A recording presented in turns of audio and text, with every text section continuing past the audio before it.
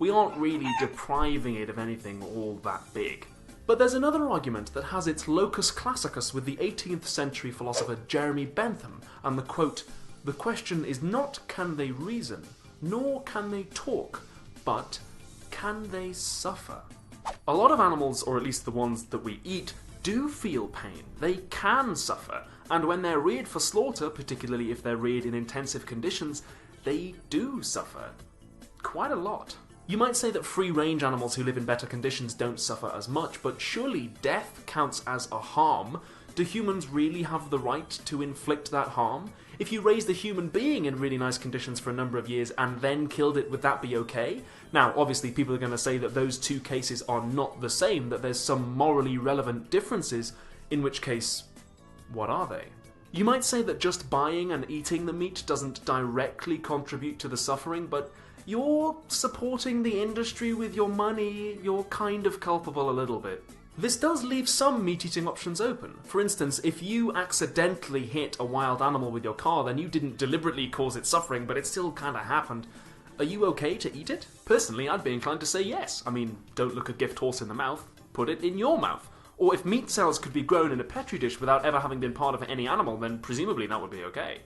Of course, that's all well and good, but a lot of people eat meat, and in my case, I know it would be really, really difficult to give it up because it's just so tasty. Is it fair to set moral standards that most people would find it difficult to meet?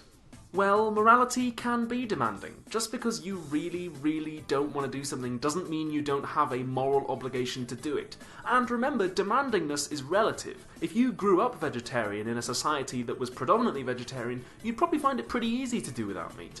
What do you guys think? Are there philosophical reasons against being vegetarian? Do humans have the right to harm animals? If you're a vegetarian, why?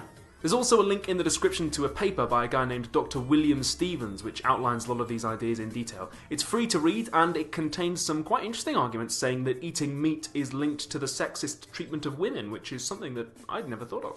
Let me know your thoughts in the comments. You can also reach us on Twitter and Facebook if you don't want to venture into the nether wastes of Google's commenting system. Subscribe to join the PSTFanz, and not clicking the like button would be a mistake.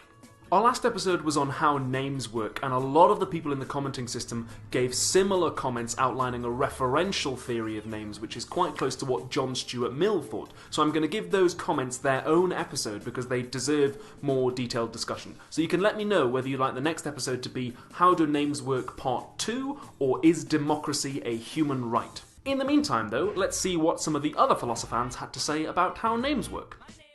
Mars Greek God said that the name Tom Hanks means the individual who we call Tom Hanks. The problem with saying that is that who we call by a certain name is a contingent fact. We might have chosen to call Jeff Goldblum by the name Tom Hanks, but that wouldn't mean that Jeff Goldblum would be the same individual that we mean when we say the name Tom Hanks currently.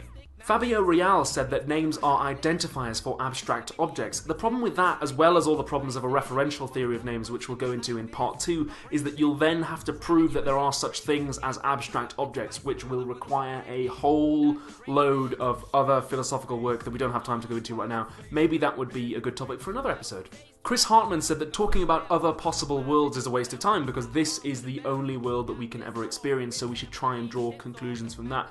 Well, that kind of depends on whether you think it's necessary to experience other possible worlds in order to draw conclusions from them. I would say, and a lot of philosophers who use the possible worlds model would agree with me, that possible worlds can be stipulated. We can say that the conditions are X, Y, Z and see how our concepts would operate under such conditions in order to try and draw conclusions about them that way without necessarily experiencing another possible world. Athavan Majigasam asks, will you do anything special for the Doctor Who 50th anniversary? Maybe you should come back tomorrow morning and see if there's anything up.